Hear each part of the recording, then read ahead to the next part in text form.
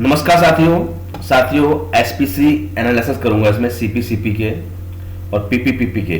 PP में main चीज analysis करूंगा, जैसे कि हमारी जो रिजेक्शन परसेंटेज हमारी कितनी सीपी आती है तो कितनी परसेंट रिजेक्शन बनती है, पी जेड वैल्यू कैलकुलेट करके दिखाएंगे इसमें हम आपको।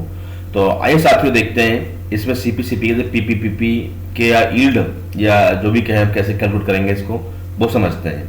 तो साथियों समझने से पहले हम देखते हैं यूएसएल और एलएसएल। जो हमारा एलएसएल होता है ये यूएसएल होता है, लोअर स्पेसिफिक लिमिट और अपर स्पेसिफिक लिमिट। इसका जो हमारा मीन होता है ये इसको बोलते हैं हम एक्स डबल बार या म्यू, और नीचे होता है स्टैंडर्ड डेविएशन। तो Z USL is equal to USL minus X double bar sigma. ये हमारा लोअर के लिए हो गया और ये अपर के लिए हो गया, ठीक है। अब इसका जो हम कैलकुलेट करते हैं, अगर हम सीपी कैलकुलेट करते हैं तो सीपी का फॉर्मूला ये होता है, इसको सीपी नहीं समझना है, सीपी अलग होता है। सीपी का होता है USL minus LSL by 6 times sigma, और सीपी का फॉर्मूला होता है USL minus X double bar 3 times sigma, ठीक है। 3 टाइम्स सिग्मा देखते हैं इसमें हम, और इसमें 1 टाइम सिग्मा निकाला है, हमने एक सिग्मा कैलकुलेट की है। यहाँ पर ये सोचने वाली बात है, बस जेड यू कैलकुलेट करते हैं, यही मैन है इसमें समझने के लिए, ठीक है। इसमें 3 टाइम सिग्मा देखते हैं, इसमें हम 1 टाइम सिग्मा देख रहे हैं। आगे देखते हैं, अगर हम इसको परसेंटेज में कैलकुलेट करना है तो ये फॉर्मूला होता है, और पी इज इक्वल टू, अब पी टेबल में देखते हैं हम इसकी टेबल कौन सी होती है हमारी, ये टेबल होती है। इस टेबल में वैल्यू देखेंगे तो इस टेबल की वैल्यू हम इसमें देखेंगे, टेबल की वैल्यू कहां पे आ रही है, ठीक है। तो हम पहले देखते हैं इसके अंतर्गत आते नीचे हमने डाटा लिया, एक डायमेंशन थी हमारी 18.1 प्लस माइनस 0.2, ये हमारी स्पेसिफिकेशन थी। इस स्पेसिफिकेशन के आधार पर मैंने डाटा कलेक्ट किया, यानी जो 10 दिन का डाटा लिया, 1 तारीख 10 तारीख तक का डाटा लिया, एग्जाम्पल आप कुछ भी डाटा दे सकते हैं यहाँ पे। उसमें देखा मैंने अपर लिमिट कितनी है मेरी 18.3, लोअर कितनी हो जाएगी मेरी 17.9, और इसका मीन क्या रहेगा, जो इसका एवरेज निकाला मैंने, इसको बोलते हैं एवरेज, इसका एवरेज। तो ये 18.13, और जो स्टैंडर्ड डेविएशन कैलकुलेट किया मैंने इसका, वो आया ये कैसे कैलकुलेट किया ये दिखाता हूं साथियों। ये एक्सेल शीट है, आपको एक्सेल शीट दिख रही होगी। ये डाटा लिया मैंने, इसका एवरेज लिया, तो ये इसका मीन हो गया, इसी के बेस पे ये डबल बार हो गया, जो कि म्यू बोलो या फिर इसको डबल बार बोलो इसको, ये मैंने कैलकुलेट किया। एक बार है ये, और ये डबल बार है यहाँ पे। उसके बाद मैंने इसको कैलकुलेट किया, आपको ये दिखाया। उसके बाद क्या कैलकुलेट दिखा रहा था मेरे को, ये अब इसमें से मैंने जेड कैलकुलेट किया, जेड का फॉलो करा यूएसएल माइनस एक्स डबल बार, ये 18.3 और माइनस में इसका एवरेज, यानी कि ये इसको माइनस करके निकाला, ये वैल्यू कैलकुलेट होकर आ गई। अब ये वैल्यू को हम टेबल से देखेंगे, कौन सी टेबल से देखेंगे, इस टेबल से देखेंगे। तो जो 4 आया, 4 कहां पर है, ये है 4.1 है, तो 4.1 का इस टेबल में नहीं दिया, तो ये हमने क्या किया, अप्रॉक्स मान लिया इसने। ये देखो यहाँ पे अप्रॉक्स मान के इसको निकाल लिया। तो और 6 का देखेंगे, अगर 4.1 की टेबल होती है उसमें दिया होता है ये, तो उसी प्रकार से देखते हैं, तो इसका आंसर यहाँ पर आएगा 6, यानी 6 आ रहा है हमारा 6, तो ये वैल्यू आएगी इसमें इस टाइप से। तो मैंने क्या इसमें क्या किया, एक डायरेक्ट कैलकुलेट कर दिया यहाँ पर, ये डायरेक्ट कैलकुलेट किया है फार्मूला से। फार्मूला का उसका फार्मूला ये है, ये देख सकते हैं आप, ये फार्मूला डायरेक्ट कैलकुलेट किया है यहाँ पर, इसकी वैल्यू कैलकुलेट हो गई, डायरेक्ट आ गई है, ये भी डायरेक्ट कैलकुलेट हो गया आ गया। आप इसकी टेबल डाउनलोड कर सकते हैं गूगल से, ये टेबल गूगल से डाउनलोड करेंगे आप, ये वाली टेबल, और इसमें आप देख सकते हैं। ये देखने का तरीका क्या है, तो यानी 4.1 और की वैल्यू देख के, और जहाँ 6 वाली वैल्यू, यानी कि इस रो की वैल्यू जो नीचे आएगी, इसमें टेबल में पूरी नहीं दी, इसकी वैल्यू जहाँ पर आएगी, ये कटी हुई है इसमें, ये यहाँ पर इसको देख लेते हैं, ठीक है। यहाँ से वैल्यू देख ली हमने, ये परफेक्ट हो गई वैल्यू हमारी, तो ये वैल्यू परफेक्ट यहाँ पर यही आएगी, तो इस वाली वैल्यू आएगी, ये वैल्यू आएगी यहाँ लिखी हुई है। अब इसी बेस पर अब हमने आगे कैसे कैलकुलेट किया, आगे देखते हैं। इसको कैलकुलेट किया हमने, ये वैल्यू ले ली यहाँ से, ये टेबल से वैल्यू, जेड टेबल से 1 माइनस ये जो वैल्यू ये ली माइनस करी, ये होगी हमारी। इसी को हमने परसेंट में काउंट कर दिया, तो ये परसेंटेज में आ गई आपकी। ये जब परसेंट में काउंट किया, ऐसी हमने इसकी निकाली, जेड एस की निकाली, इसको भी हमने कैलकुलेट किया, टेबल से डाटा लिया, माइनस करके निकाला। अब ये दोनों वैल्यू को हमने इसको परसेंट में लिख लिया, दोनों वैल्यू को प्लस किया, और ये हमने इसको परसेंटेज में आ गया, यानी हमारा ये परसेंटेज रिजेक्शन जा रहा है। यानी जो हमारा ये म्यू बनेगा, इसका एक ग्राफ बनेगा ऐसे करके, ये ग्राफ बनेगा, ये वाला ग्राफ, ठीक है, ये रहेगा आपका LSL और ये USL। तो जो इसकी रिजेक्शन बन रही है यहां पर, ये वाली रिजेक्शन बनेगी यहां पर, ये बनेगी आपकी कितनी, कितने परसेंट मिल जाएगी, ये 0.0016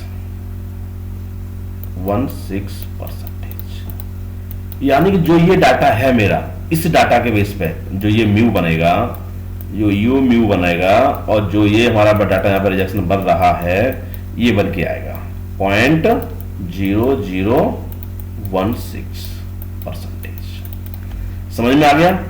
ये डाटा ऐसे कैलकुलेट होगा, ये रिजेक्शन बनी है हमारी, ये ठीक है, ये पूरा क्लियर हो गया होगा आपको यहाँ पे।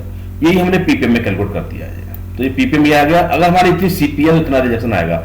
अगर आप इसको देखना चाहते हैं एक्सेल में, तो एक्सेल शीट में एक शीट दी हुई होती है आपकी, ये उस टेबल में दी होती है, यानी कितनी सीपी रहेगी और कितनी यील्ड आएगी, कितने पीपीएम आएंगे हमारे। तो ये पीपीएम क्या है, इसको हम 100 से माइनस करते जाएंगे तो उतनी परसेंट रिजेक्शन आ जाएगी हमारी। जैसे एक एग्जांपल दिखाता हूं आपको मैं, 68.27 यील्ड आ रही है 100। अब वो 100 के लिए परसेंट में है, ये हमारे परसेंट में माइनस कर देंगे इसमें से दिस माइनस दिस, ये यानी कि 31% हमारी रिजेक्शन होगी इतनी सीपी आने पर, ठीक है। दूसरा, अगर हमारी सीपी कितनी 1.33 आती है, तो 1.33 अगर यील्ड कितनी हो जाएगी 99.9936। अब इसमें परसेंटेज कितनी हो जाएगी, यहां से इसको कॉपी पेस्ट कर दो यहां पे, ये तो ये आपका हो जाएगा 0.0064, ये परसेंटेज हो जाती है आपकी। क्लियर?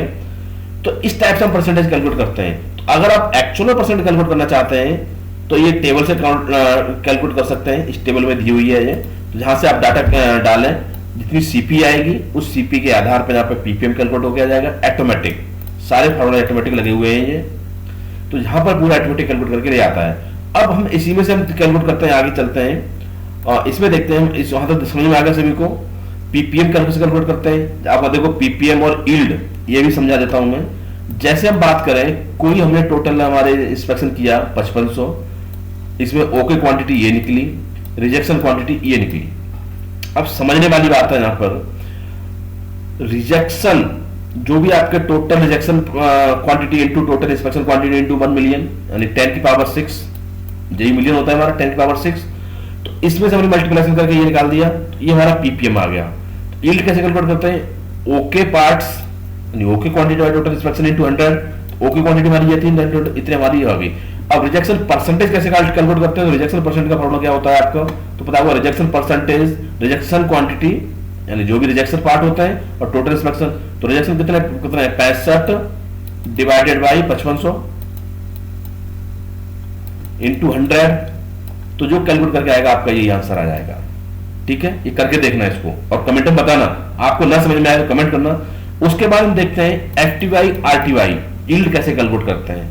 तो एफटीवाई आरटीवाई यील्ड कैलकुलेट करने के लिए आपको एक फॉर्मूला सिंपल सा दिया होता है।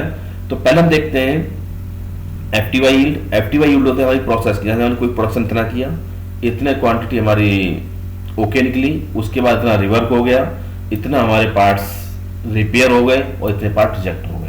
तो जो हमारे पार्ट्स रिजेक्ट निकल के आते हैं उसी में हम इसको कैलकुलेट करते हैं। ये हम टोटल पे काउंट करते हैं, जितने भी पार्ट हमारे रिपेयर हुए या रिजेक्ट हुए उन सबको कैलकुलेट करके हम यहाँ पे निकालते हैं। तो ये हमारे पार्ट रिपेयर रिजेक्ट पार्ट हुए, उस पर हम यील्ड कैलकुलेट करते हैं। तो इसमें जो क्या होता है एफपीवाई यानी first pass yield, first pass yield, और इसको बोलते हैं फर्स्ट टाइम यील्ड। ठीक है, तो फर्स्ट पास यील्ड हो गई, कैलकुलेट हो गई। इसी प्रकार से हम आरटीवाई यील्ड देखते हैं।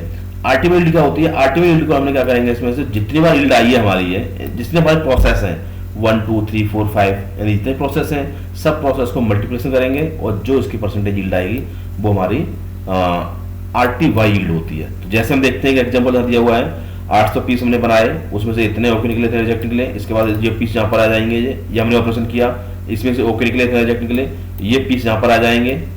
इसके बाद ये हमने इसमें ओके किए, इतनी यील्ड आई, और ये 5 जो ओके बचे ये यहाँ पर आ जाएगा, ऐसे आया। इसकी कैलकुलेट किया, यहाँ पे रिजल्ट आया, और जो पार्ट बटे ये वाले ये यहाँ पर आ गए। तो फाइनल हमारी यील्ड आ गई और ये पीपीएम आ गया। तो ये एक्सेल में सीट है, ये इसको डाउनलोड करना चाहते हो ये डिस्क्रिप्शन बॉक्स में मिल जाएगी। ये सीट यहाँ पे दी हुई है, ये इस पर से पूरा दिया हुआ है, ये इसमें मिल जाएगा, ये डिस्क्रिप्शन में डाउनलोड कर सकते हैं इसे, ठीक है। ये हो गया। उसके बाद डीपीएमओ डीपीएमओ कैलकुलेट करते हैं हम, ये सब डीपीएमओ फॉर्मूला दिए हुए हैं। तो ये पूरा एक्सेल सीट में से कैलकुलेट किया है, ये पूरा इसकी डेफिनेशन दी हुई है, ये इस प्रकार से, और इसे मुझे कैलकुलेट करते हैं। अब एक्सेल में कैसे कैलकुलेट करते हैं ये भी मैं आपको एक बार समझा देता हूँ। तो ये एक्सेल शीट में आ जाते हैं। तो जैसे हमने बात करते हैं डिफेक्ट्स, ये हमारे डिफेक्ट निकले, इतनी एब्सोल्यूट पर यूनिट इतनी जा रही है, और नंबर ऑफ यूनिट कितनी है, एब्सोल्यूट यूनिट कितनी है, इतनी मैंने इंस्पेक्शन किया, या इतना जो भी पार्ट्स है हमारे, इसमें हमारे टोटल नंबर ऑफ एब्सोल्यूट निकल दी हमने, यानी इसको मल्टीप्लिकेशन कर दिया हमने। इसी पर डीपीएम में निकाल दिया, ये सब कैलकुलेट किया। इसके बाद हमने जैक टेबल की वैल्यू कैलकुलेट करी, इसको हम जैक वैल्यू कैलकुलेट करते हैं, ये भी हमने कैलकुलेट किया। ये देखा, इसकी परसेंट कैलकुलेट करी, defect percent calculate, yield percent calculate करी। तो ये सारी कैलकुलेट करने के लिए हमारे पास एक फार्मूला होता है, ये भी सारे कैलकुलेट कर देते हैं। तो इसका छोटा वीडियो भी चाहिए आपको, वो भी बना दूंगा मैं इसमें। तो इस टाइप से इसको भी एक्सेल में कैलकुलेट कर सकते हैं आप, ठीक है। तो और भी कोई कमेंट्स हैं तो आप मेरे को पूछ सकते हैं, बता सकते हैं। तो मैं आपको एक बार दिखाता हूँ, ये फार्मूला है, ये टेस्ट में पूरी स्टडी कराता हूँ आपके लिए। तो जहाँ से देते हैं सिग्मा में आपके ये डिफेक्ट्स हो गए, यूनिट्स हो गई, डिफेक्ट पर यूनिट हो गई, यील्ड के वाई कैलकुलेट करते हैं, कैसे डीपी में कैलकुलेट फार्मूला क्या है, ये सारे फार्मूला क्या है, ये भी देख सकते हैं आप। अच्छा है, ये सारा आपको पढ़ाता हूँ मैं, ये सारी एक्टिविटी है आपकी ये, ठीक है। अब हमने यहाँ पर ये परसेंट कैलकुलेट कर दी, रिजेक्शन परसेंट कितने आ रही है अभी, यही मैंने बताया था आपको ना। स्पेसिफिक लिमिट, हमारी स्पेसिफिक लिमिट जो बाहर जाते हैं पार्ट, वो कितने डिफेक्ट पार्ट बोल रहे हैं, वो कैलकुलेट करना सिखाया था मैंने अभी आपको। तो ये पूरा एक्स वाई जेड हम कैसे कैलकुलेट करते हैं, ये मैं अभी बताया था आपको कैलकुलेट करके, ठीक है।